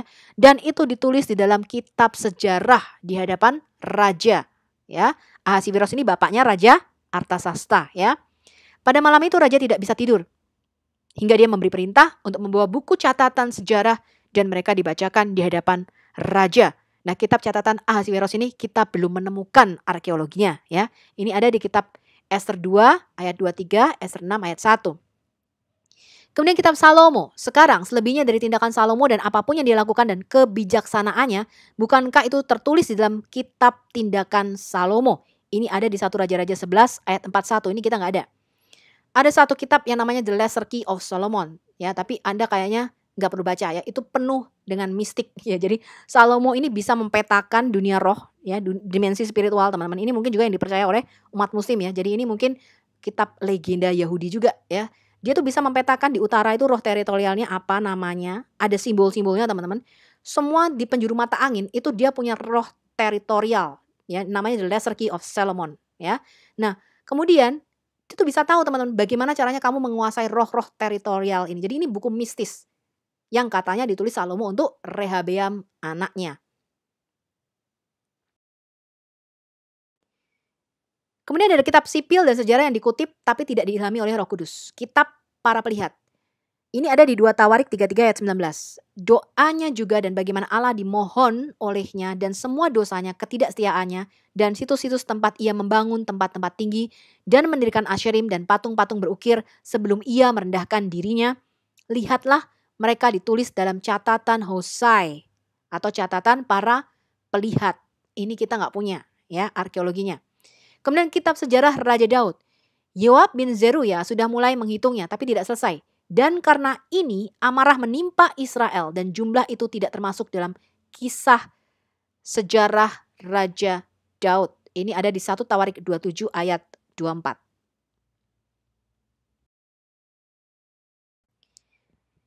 Sekarang yang menarik teman-teman. Di perjanjian baru, di kitab kita ya yang ditulis oleh Rasul Yudas. Yudas ini adalah adiknya Yesus ya. Yudas itu mengutip 2 kitab non-kanonik yang dipegang oleh para rabi pada abad pertama. Ya, pada abad Bait Suci kedua. Yang namanya The Testament of Moses atau kitab perjanjian Musa. Di dalam Yudas 1 ayat 9. Tetapi Mikael, sang malaikat agung, ketika ia berselisih dengan iblis dan berdebat tentang mayat Musa, tidak berani menyatakan penghakiman atas dirinya tetapi mengatakan apa? Tuhan menghardikmu. Ini ada ditulis dalam Yudas ayat 9 teman-teman. Nah ini kita tidak menemukan di dalam kitab perjanjian lama kita bahwa Mikael dengan iblis itu berselisih dan berdebat tentang mayat Musa, itu nggak ada. Yudas itu mengambil ini dari The Testament of Moses, yaitu kata-kata terakhir Musa. Kitab ini dipegang oleh para rabi Yahudi pada abad-abad pertama teman-teman.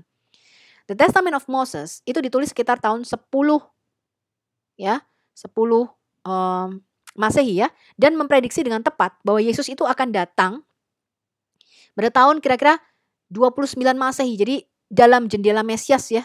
Ini berdasarkan kronologi dari Septuaginta LXX dan nubuatan dari Nabi Daniel 9 ayat 24 ya, 70 minggu yaitu 490 tahun. Dan kitab Daniel 2 bahwa kerajaan Tuhan itu akan datang selama kekaisaran keempat. Ya, itu 4 binatang yang dilihat oleh Nabi Daniel, yaitu kerajaan terakhir Romawi. The Testament of Moses ya, perjanjian Musa ini juga dikenal sebagai the Assumption of Moses. Nah, ini tidak dihami teman-teman, tapi dikutip. Ya, kemudian kitab Henok. Di dalam Yudas 1 ayat 14 dikatakan Henok hidup sebelum air bah. Tetapi kitab Henok itu berasal dari sekitar 150 tahun sebelum Masehi. Dan banyak fragmen buku ini telah ditemukan di dalam gulungan laut mati. Ditulis demikian teman-teman. Itu juga tentang orang-orang ini. Henok, keturunan ketujuh dari Adam, telah bernubuat. Mengatakan, lihatlah, Tuhan datang bersama ribuan orang-orang kudusnya. Hal ini ada di dalam Yudas 14. Lihat juga Kejadian 5 ayat 18 dan Kejadian 21. Jadi Yudas ini mengutip 2 kitab ya, The Assumption of Moses dan kitab Henok.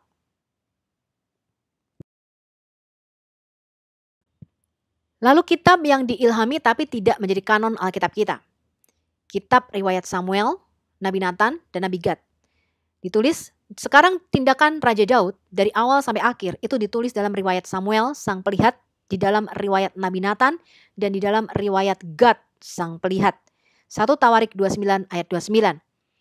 Kemudian buku piagam Samuel. Lalu Samuel memberitahu orang-orang hak-hak kerajaan dan menulisnya di dalam buku itu dan meletakkannya di hadapan Tuhan. Ini ada di 1 Samuel 10 ayat 25. Kemudian catatan Nabi Nathan. Sekarang sisa dari tindakan Salomo dari awal sampai akhir, apakah itu tidak ditulis dalam catatan Nabi Nathan dan dalam nubuat Ahia orang Silonit dan dalam penglihatan Nabi Ido, pelihat tentang Yerobeam ben Nebat. Ini ada di 2 Tawarik 9 ayat 29. Nubuat Ahia orang Silonit. Selebihnya dari tindakan Salomo dari awal sampai akhir, bukankah semuanya itu tertulis dalam catatan Nabi Nathan dan dalam nubuat Ahia orang Siloni dan dalam penglihatan Ido pelihat tentang Yerobeam ben Nebat, 2 Tawarik 9 ayat 29. Kemudian kitab sejarah Nabi Ido. Sekarang sisa dari tindakan Abia dan cara serta kata-katanya itu tertulis dalam kitab sejarah Nabi Ido, 2 Tawarik 13 ayat 22. Surat Paulus yang diilhami untuk gereja Laodikia. Ini kita juga nggak punya. Ya, ketika surat itu dibacakan di antara kamu, mintalah juga membaca di gereja Laodikia. Dan kamu untuk bagianmu membaca suratku yang datang dari Laodikia. Kolose 4 ayat 16. Karena 3 manuskrip awal ini tidak mengandung kata-kata di Efesus. Ini dalam Efesus 1 ayat 1. Beberapa sejarawan itu berspekulasi bahwa surat yang berasal dari Laodikia ini sebenarnya adalah surat Efesus. Jadi para bapak kerasulan kita juga memperdebatkan kemungkinan ini ya. Nah, kemudian surat pertama Paulus kepada Korintus. Ini yang mendahului 1 Korintus yang sekarang. Aku menulis kepadamu dalam suratku untuk tidak bergaul dengan orang-orang yang tidak bermoral. Ini 1 Korintus 5 ayat 9. Ini hanya bisa menjadi referensi untuk surat 1 Korintus yang sekarang. Ya, kita tidak tahu ya surat Paulus yang mendahului surat 1 Korintus ini. Ya, kita punyanya surat 1, 2 Korintus. Kitab-kitab ilahi di surga. Buku-buku ilahi asli itu disebutkan dalam Alkitab terletak di surga. Kitab peringatan atau The Book of Remembrance. Lalu mereka yang takut akan Tuhan berbicara satu sama lain dan Tuhan memperhatikan dan mendengarnya. Dan sebuah buku peringatan ditulis di hadapannya untuk mereka yang takut akan Tuhan dan yang menghargai namanya. Maleakhi 3 ayat 16. Nah, kemudian yang sering kita dengar pastinya apa? Kitab kehidupan ya. Daniel 12 ayat 1, Filipi 4 ayat 3, Wahyu 20 ayat 12, Wahyu 22 ayat 19. Kemudian kitab penghakiman. Daniel 7 ayat 10, Wahyu 20 ayat 12 ya. Kemudian gulungan kitab dengan 7 meterai. Nah, ini dikatakan hanya Yesus yang bisa membukanya ya. Aku melihat di tangan kanan Dia yang duduk di atas tahta sebuah gulungan kitab yang ditulis di dalam dan di belakangnya, disegel dengan 7 meterai. Wahyu 5 ayat 1. Kemudian gulungan kitab di tangan malaikat. Ya, kemudian suara yang saya dengar dari surga, aku mendengarnya lagi berbicara kepadaku dan berkata, pergilah ambil buku yang terbuka di tangan malaikat yang berdiri di antara laut dan bumi itu. Wahyu 10 ayat 8. Dan tentu saja yang terakhir kitab-kitab apokrifa ya atau deuterokanonika. Apa aja teman-teman kitab-kitab itu?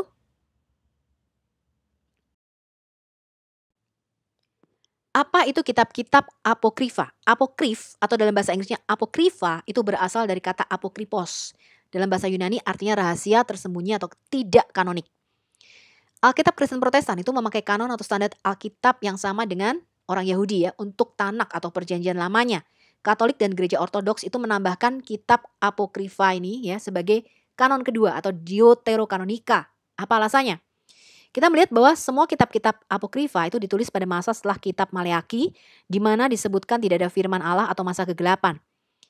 Kitab-kitab apokrifa sendiri tidak memasukkan di dalamnya maka firman Tuhan datang atau beginilah firman Tuhan. Ya, kitab apokrifa itu mempunyai nilai sejarah tinggi teman-teman. Ya, di mana berguna bagi kita untuk mengetahui sejarah di masa rentang waktu antara berakhirnya semua nubuatan ditutup oleh Nabi Maleakhi sampai Maria menerima kabar gembira dari malaikat Gabriel. Kitab apokrifa itu boleh dibaca ya sebagai tambahan pengetahuan yang bermanfaat.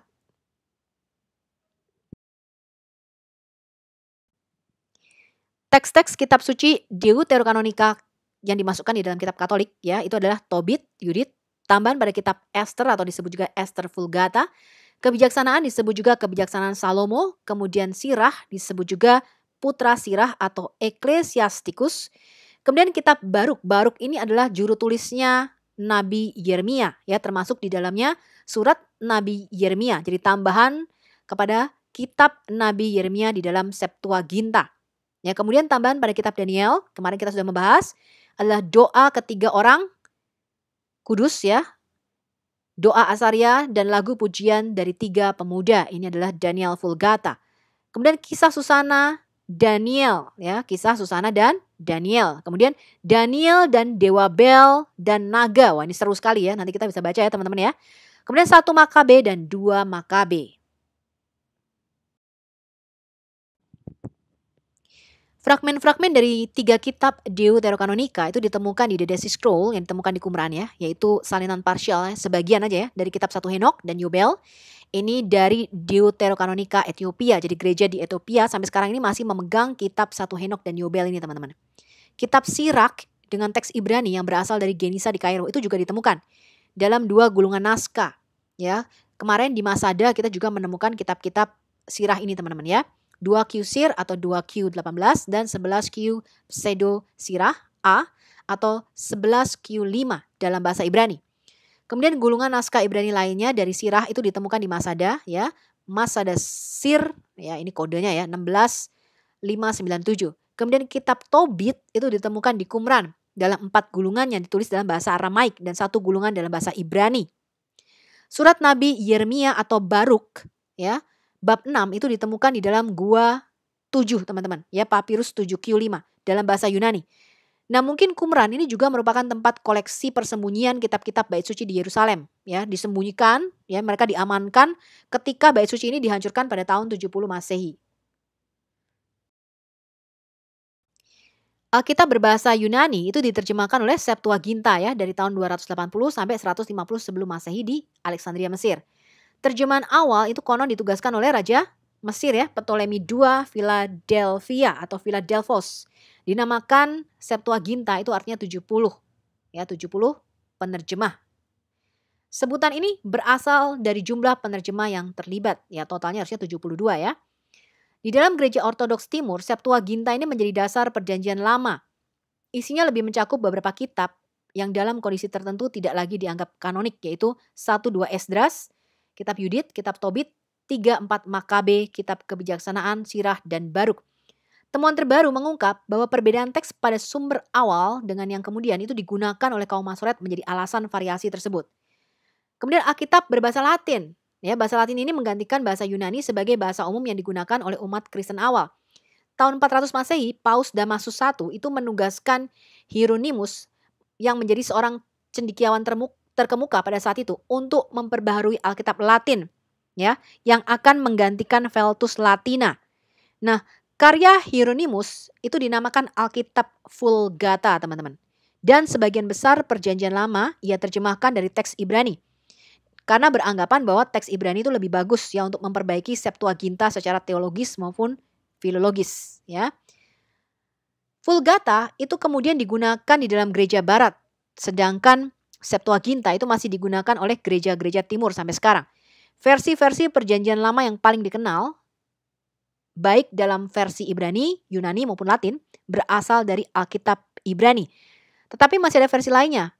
Kita punya dalam bahasa Aramaik. Ini digunakan oleh kaum Yahudi di Palestina dan Timur Dekat ya. Ini disebut juga Targum Aramaik. Kemudian dalam bahasa Suryani atau Suriah yang bernama Pesita. Juga beberapa versi dalam bahasa Koptik ya, ini bahasa Mesir sehari-hari yang berasal dari bahasa Mesir kuno. Kemudian bahasa Etiopik, bahasa Armenia dan bahasa Arab. Kita lihat sedikit perbedaan susunan Alkitab, teman-teman. Ini adalah Tanak Yahudi, total 24 kitab. Kemudian kitab Kristen Protestan 39 kitab. Sebenarnya jumlahnya sama ya, cuman tadi itu di kitab Kristen Protestan itu kitab raja-raja jadi 2 ya, kemudian kitab Tawarit jadi 2 kitab ya, kemudian kitab nabi-nabi kecil jadi 12 kitab. Bedanya cuman jumlahnya aja. Tapi sebenarnya isinya sama ya, teman-teman ya.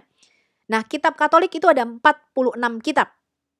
Kitab Gereja Ortodoks Timur ada 53 kitab. Nah, kita lihat dulu.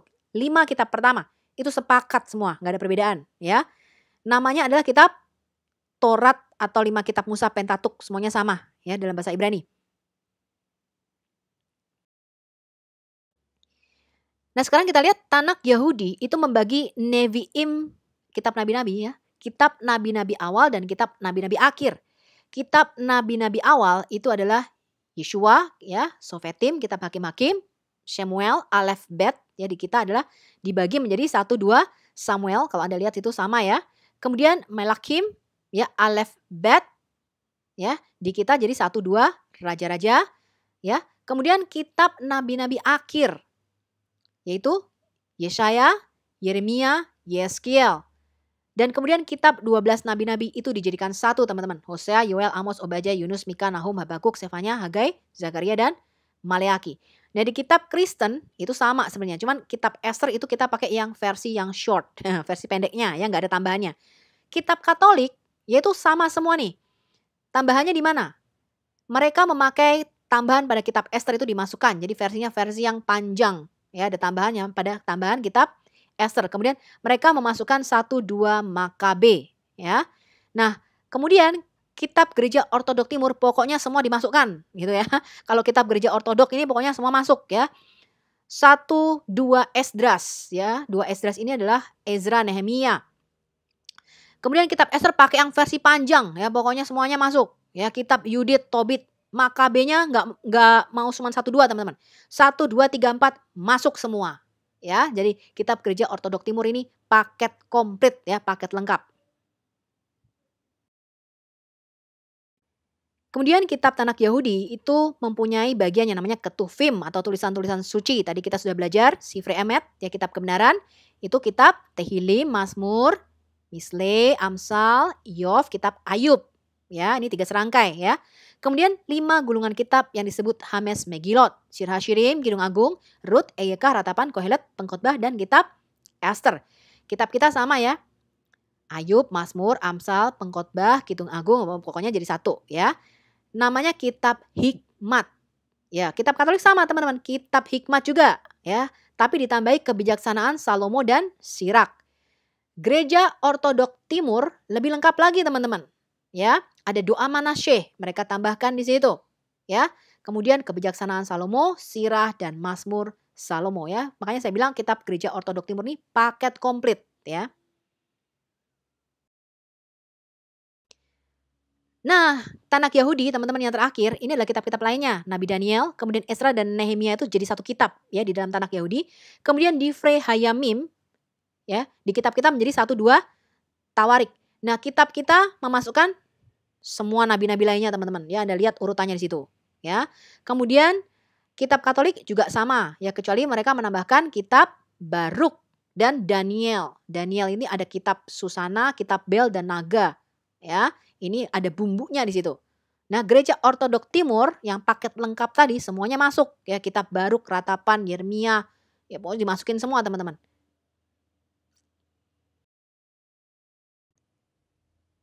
Oke, ini yang terakhir, teman-teman. Kitab Gereja Ortodok Timur ya menambahkan Daniel, Susana, Bel, dan Naga. Jadi dibagi lagi, ya. Tadi kalau di kitab Katolik itu menjadi pasal ke-13 dan pasal ke-14. Kalau di kitab Gereja Ortodok Timur ini dipisah, ya. Kitab Daniel sendiri, kitab Susana sendiri, kitab Bel dan Naga sendiri. Anda mau pilih yang mana, teman-teman? Silakan, ya, paket hemat, ya, paket sedang atau paket lengkap, ya, boleh.